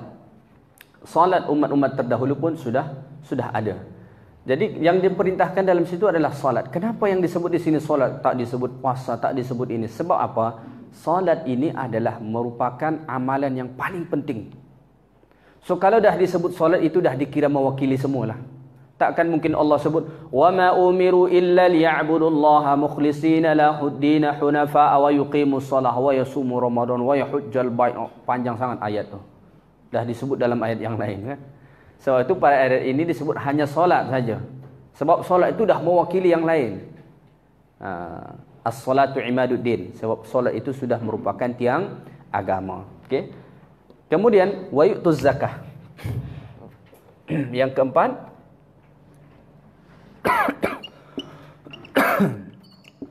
membayar zakat. Menunaikan zakat. Menunaikan zakat ini adalah merupakan ibadah sosial. Ibadah sosial. Kita dalam hidup ini, kalau kita melaksanakan ibadat, jangan hanya pentingkan ibadah antara kita dengan Allah. Kita juga mesti pentingkan ibadah sosial kita. Ibadah sosial. Apa antara bentuk ibadah sosial itu? Antaranya zakat. Zakat itu ibadah sosial. Bagaimana kita menolong orang lain. Ada yang fakir, ada yang miskin, ada yang gharim, ada yang berhutang kan, ada sabilillah, ada apa lagi, ada riqab kan, ada bermacam-macam. Jadi yang merupakan bahagian daripada asnaf zakat itu. Okey. Itu semua masuk kategori ibadah sosial. Maka pada akhir ayat ini Allah Taala sebut, akhir daripada ayat 5 itu Allah kata wadzalika dinul qayyimah. Inilah dia agama yang lurus itu. Inilah dia agama yang lurus. Agama yang lurus itu apa dia? Orang kalau dia beribadat kepada Allah ikhlas, kemudian dia sentiasa cenderung kepada kebaikan-kebaikan, kemudian dia jaga solat dia, kemudian dia membayar zakat. Ini dzalika dinul qayyimah. Inilah gambaran agama yang lurus tu. Ada yang salah tak di sini kalau perhatikan? Ikhlas dalam beribadah salah atau tidak? Tak salah lah. Sentiasa membuat kebaikan itu salah tidak? Tak salah. Solat salah tidak? Tak salah. Zakat salah atau tidak? Tak salah. Sebab itulah inilah dia agama yang lurus. Inilah dia agama yang lurus. Tetapi walaupun begitu, tetap saja ada orang yang tak mau ikut. Dia tak mau ikut. Dia tak mahu mengamalkan. Sebab itu perhatikan ayat berikutnya. Apa Allah kata? Ayat 6. Innal ladina kafaru min ahlil kitabi wal musyrikin fi nari jahannam khalidina fiha ulaika hum syarrul bariyah. Allah kata, innal ladina kafaru, sesungguhnya orang-orang yang tetap dalam kekufuran dia, wal musyrikin, dan yang tetap dalam kesyirikan dia, fi nari jahannam, berada dalam neraka jahannam, masuk ke dalam api neraka jahannam, khalidina fiha, kekal di situ selama-lamanya. Ulaika hum syarrul bariyah, mereka itulah seburuk-buruk makhluk. Okey, perhatikan ayat Allah ini. Sesungguhnya orang-orang kufur, orang-orang yang kafir, innal ladina kafaru, orang-orang kafir, tetap dari kalangan ahlul kitab dan orang-orang musyrik, selepas datang kepada mereka tadi bayyinah itu, dah datang kepada mereka penjelasan itu, yang mana isinya antaranya supaya ikhlas, supaya lurus dalam supaya sentiasa buat kebaikan, mendirikan solat, membayar zakat, tetapi mereka tetap dalam kekufuran mereka, tetap dalam kesyirikan mereka. Maka apa Allah kata? Fi nari jahannam. Ini yang dua golongan ini yang masih tetap dalam kekufuran mereka, mereka akan masuk ke dalam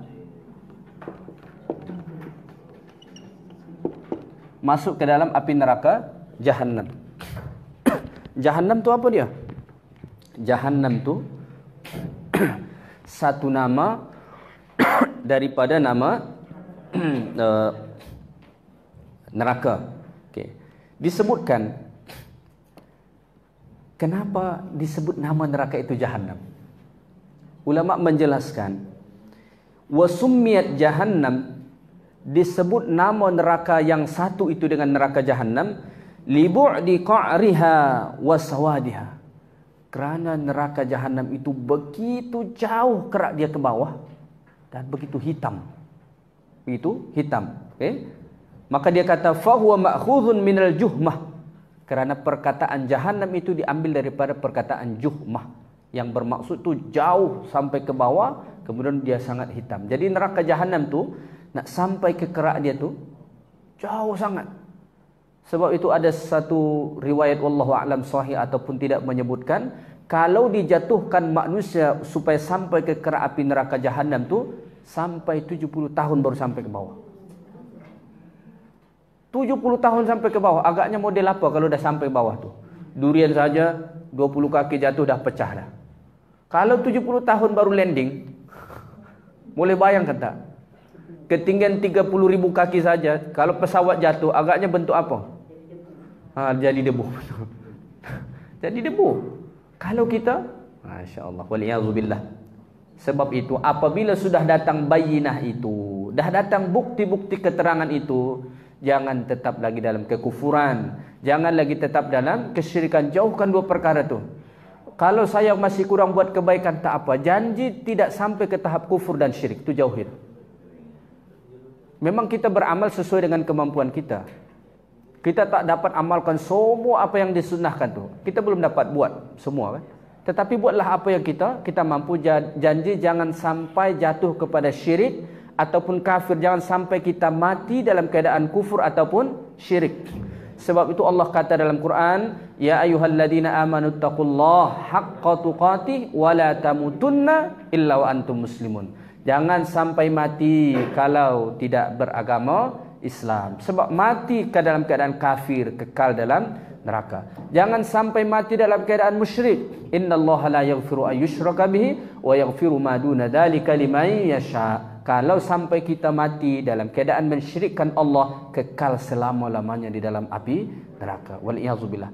So kalau dosa kita banyak, selama kita tidak kufur dan syirik, kita akan keluar dari api neraka tu. So neraka tu transit sajalah situ. Mungkin transit tak macam transit di Abu Dhabi. Mungkin transit situ 1 juta tahun, 2 juta tahun. Sebab satu hari di sana dengan satu hari di dunia ka'alfi sanatin mimma ta'udun, seperti 1000 tahun. So 1.000.000 tahun di akhirat tu tak lama. Lama sangat eh? Satu hari di akhirat seperti 1000 tahun di sini. Boleh convert tak berapa? Jadi Masya Allah, waliyadzubillah. Mudah-mudahan jangan ada yang transit di antara kita lah. Okay. Siapa-siapa yang ada transit nanti di situ, ambil dengan jet pribadi masing-masing. Datang dengan pesawat jet. Pesawat jet dia apa? Kalau ada di antara kita yang masuk syurga, carikan kawan kita yang sama-sama buat amal soleh ini, cari dia ke neraka. Tanya pada Allah, ya Allah, fulanah aku tak jumpa. Dulu kami sama-sama hari Jumaat belajar tafsir. Hari ini aku tak jumpa. Allah bagi tahu, oh dia sedang transit di sana. Dia belum dapat tiket untuk penerbangan lain. Kau pergi tengok sana. Datanglah situ dengan private jet tu tadi. Kita ambil situ, bawa dia ke syurga. Tak apalah. Saya pun kalau saya tiba-tiba transit situ, jangan lupa ambil saya. Ni ramai yang nak ambil ni. Waliyadzubillah. Mudah-mudahan Allah jauhkan kita. Sebab tu kita berdoa, Allahumma inna a'udzubika min azabil qabr wa min azabil nar wa min fitnatil mahya'i wal mamat wa min syarri fitnatil sihir dajjal. Ataupun salah satu salah satu ciri ibadur rahman tu apa dia? Hamba-hamba yang Allah sayang tu. Wa ibadur rahmanil ladzina yamshuna 'alal ardi haunan wa idza khatabahumul jahiluna qalu salama. Salah satu ciri mereka apa? Itulah orang-orang yang sentiasa berdoa, Rabbana srif 'anna 'adzaba jahannam inna 'adzabaha kana gharama innaha sa'at mustaqarra wa muqama. Jangan lupa baca doanya. Sentiasa doakan. Antara hamba-hamba yang Allah sayang tu, ibadur rahman tu, mereka yang sentiasa doa kepada Allah, Rabbana srif 'anna 'adzaba jahannam. Ya Allah, jauhkan kami daripada azab api neraka jahannam. Rabbana srif 'anna 'adzaba jahannam. Ya Allah, selamatkan kami daripada azab api neraka jahannam. Baca. Saya lupa dalam surah apa tu? Saya lupa surah apa. Tapi di akhir satu surah tu, saya surah Al-Anbiya ke surah apa? Wallahu a'lam, saya lupa. Okey, cari sendirilah. Dia saya masih terbayang muka surat dia tu. Ni di pertengahan muka surat pertama, ni akhir surah ni. Muka surat berikutnya ni akhir. Jadi dari sini ke sini lah dia. Saya lupa surah apa dia. Okey. Cari sendiri nanti. Tulis, cari saja ibadur rahman, dia nanti keluar, pasti akan keluar. Okey. Kemudian Allah kata ula khalidina fiha. Mereka akan kekal berada di dalam api neraka itu. Tak akan keluar. Kullama aradu an yakhruju minha u'idu fiha wa qila lahum dhuqu 'adzaban nari alladhi kuntum bihi tukazzibun. Baru pagi tadi kita baca subuh tadi. Kullama aradu, setiap kali mereka hendak keluar, ay yakhruju minha, hendak keluar daripada api neraka itu, u'idu fiha, ditarik semula, masukkan lagi dalam api neraka. Kemudian dikatakan kepada mereka, wa qila lahum dzuqu 'adzaban nar, ditarik, dijatuhkan semua masuk dalam api neraka. Dzuqu 'adzaban nar, rasakanlah azab api neraka ini. Alladzi kuntum bihi tukadzibun, yang dulu engkau dustakan. Maka Allah kata, ulaika hum syarrul bariyah. Kalau dah masuk ke dalam api neraka jahanam itu kerana kekufuran, kerana kesyirikan kepada Allah, padahal bayinah penjelasan itu dah datang, maka mereka itulah seburuk-buruk makhluk. Mereka itulah orang-orang yang paling buruk. Orang-orang yang paling buruk, orang-orang yang paling celaka. Syarrul bariyah. Sebab itu dalam surah Al-Anfal ayat 55, Allah Ta'ala sebutkan dalam surah Al-Anfal ayat 55, inna syarrad dawabi indallahi alladhina kafaru fahum la yu'minun. Sesungguhnya seburuk-buruk yang melata di atas muka bumi Allah ni, bukan kambing, bukan monyet, bukan kerbau, bukan gajah, bukan harimau, bukan. Inna syarrad dawab, seburuk-buruk yang melata di atas muka bumi Allah ini, siapa mereka? Allah kata, alladzina kafaru, mereka orang-orang yang kafir, fahum la yu'minun, mereka tak beriman. Sebab tu pada ayat ni Allah kata, ulaika hum syarrul bariyah, mereka lah seburuk-buruk apa ni? Seburuk-buruk makhluk. Dalam surah Al-Anfal juga Allah kata ayat 22, a'udzubillahi minasyaitonir rajim, inna syarrad dawab indallahi as-summu al-bukmu alladzi la yaqilun. Sesungguhnya seburuk-buruk yang melata di atas muka bumi Allah ini adalah itulah mereka yang tuli dan yang bisu, alladzina la yaqilun, bahkan mereka tidak berakal. Allah kata, maksudnya apa? Ketika dibacakan ayat Allah kepada mereka, ketika datang bayinat tadi itu, mereka tuli, mereka bisu, mereka tak memikirkan tentang ayat Allah SWT. Walau alimallahu fihim khairan la asma'ahum walau asma'ahum la tawallaw wa hum mu'ridun, kata Allah dalam surah Al-Anfal. Okay, maka pada ayat disebut ulaika hum syarrul bariyah. Dah pukul 11, kita teruskan sikit lagi, ringkas saja. Tanggung. Innal ladzina amanu wa 'amilus solihati ulaika hum khairul bariyah. Keadaan orang-orang yang beriman dan orang-orang yang beramal soleh itu jauh berbeza dengan orang-orang kafir. Jauh berbeza dengan ahlul kitab dan orang musyrik. Jauh. Allah kata innal ladzina amanu, sesungguhnya orang-orang yang beriman. Siapa yang beriman ini? Orang-orang ahlul kitab dan orang-orang musyrik, ketika datang bayinah kepada mereka, ketika datang Rasulullah SAW kepada mereka, mereka beriman kemudian dibuktikan dengan amal saleh. Dan juga termasuk umum semua orang yang beriman dan beramal saleh. Apa Allah janji kepada mereka? Kita iman amal saleh, nah biasa kita bincangkan, ulaika hum khairul bariyah. Ini lawan daripada syarrul bariyah. Merekalah orang-orang terbaik. Merekalah orang-orang terbaik. Merekalah makhluk yang terbaik yang dipilih Allah Subhanahu wa taala. Kenapa? Kerana mereka beriman kepada Allah Subhanahu wa taala dan mengikuti Rasulullah sallallahu alaihi wasallam. Allah berfirman dalam surah An-Nisa. Allah berfirman dalam surah An-Nisa. Dalam ayat surah An-Nisa ayat 69. A'udzu billahi minasyaitonir rajim. May yuti'illaha war rasul fa ulaika ma'al ladzina an'ama Allahu 'alaihim minan nabiyyin was-siddiqin wasyuhada'i was-salihin. Jadi orang mukmin ini nanti ada 4 tabaqat dia.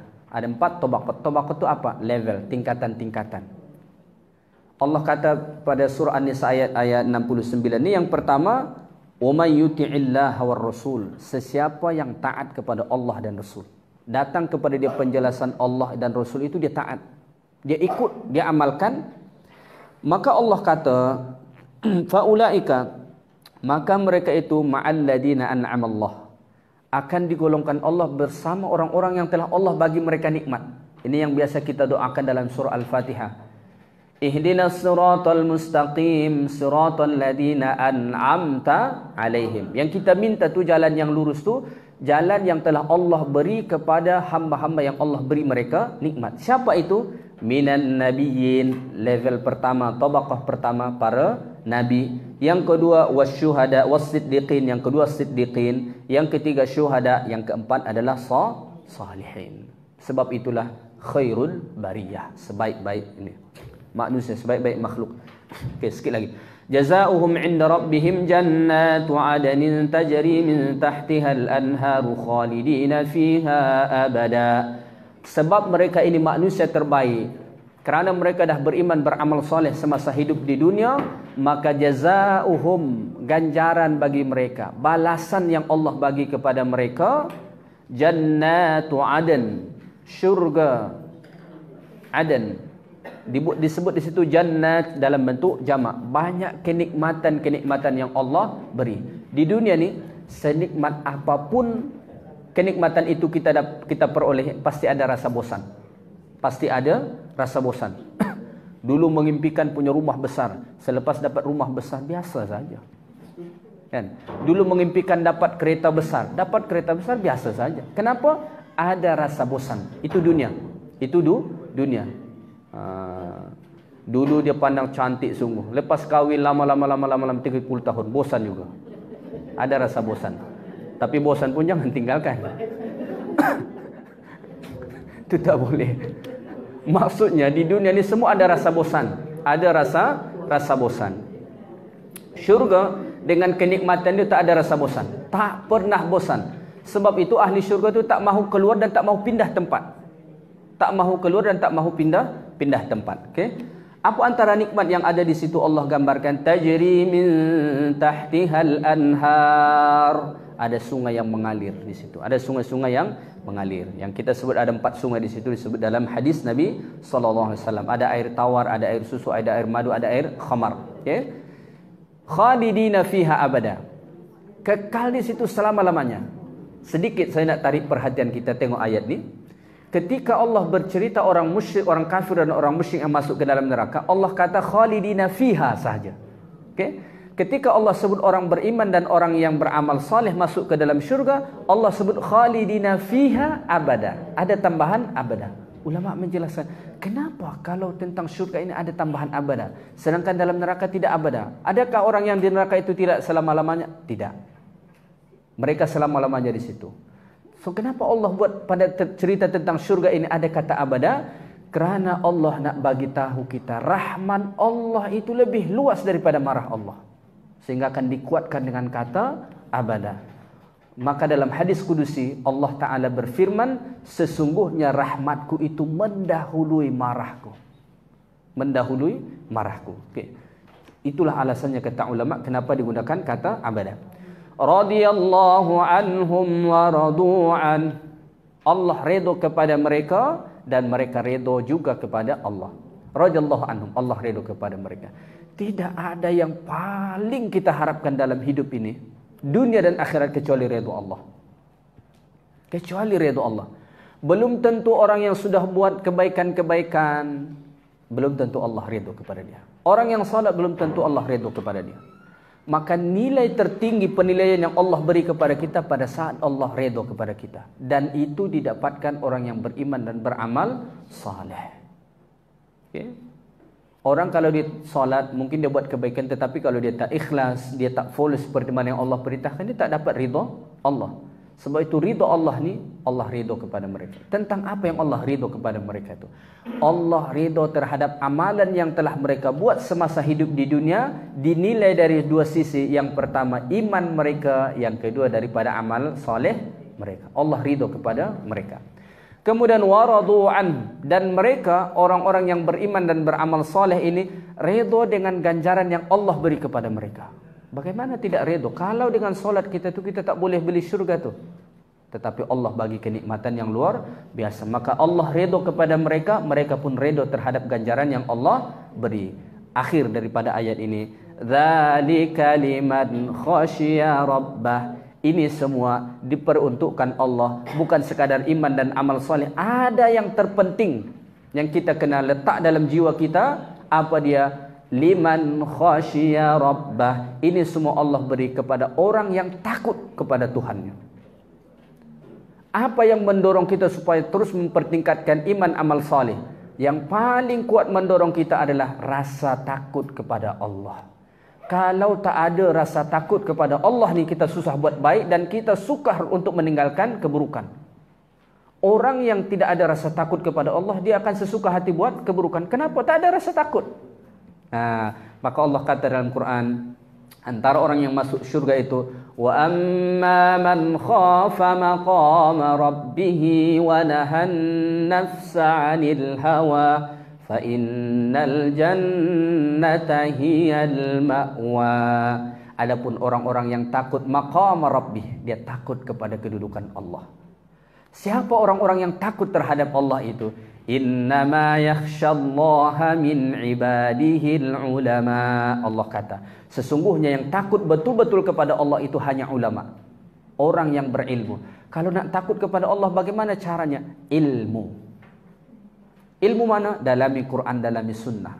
Maka mestinya setiap kita membaca Quran, belajar hadis, mesti ada menimbulkan rasa takut kepada Allah. Kalau tak menimbulkan rasa takut, ada something wrong dalam diri kita ketika kita belajar Quran ataupun membaca Quran. Okay?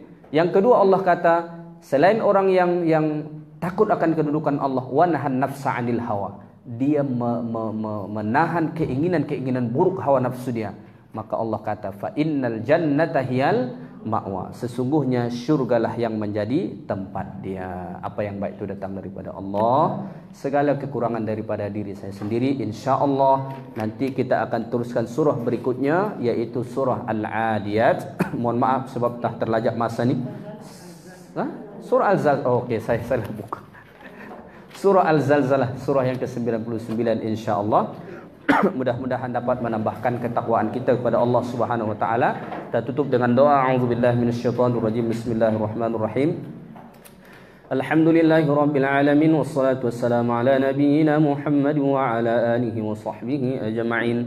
Allahumma anfa'na bima 'allamtana wa 'allimna ma yanfa'una. Rabbana zidna 'ilma warzuqna fahma bi rahmatika ya arhamar rahimin. ربنا اصرف عنا عذاب جهنم إن عذابها كان غراما إنها ساءت مستقرا ومقاما ربنا آتنا في الدنيا حسنة وفي الآخرة حسنة وقنا عذاب النار صلى الله على نبينا محمد وعلى آله وصحبه أجمعين والحمد لله رب العالمين سبحانك اللهم وبحمدك أشهد أن لا إله إلا أنت أستغفرك وأتوب إليك. السلام عليكم ورحمة الله وبركاته.